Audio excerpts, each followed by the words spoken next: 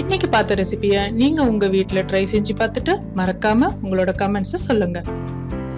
உங்களுக்கு பிடிச்சிருந்தா உங்க ஃப்ரெண்ட்ஸுக்கும் ஷேர் பண்ணுங்க. மறுபடியும் வேற ஒரு ரெசிபியோட நம்ம டெய்லி ருச்சியில சந்திப்போம். தேங்க்ஸ் ஃபார் வாட்சிங்.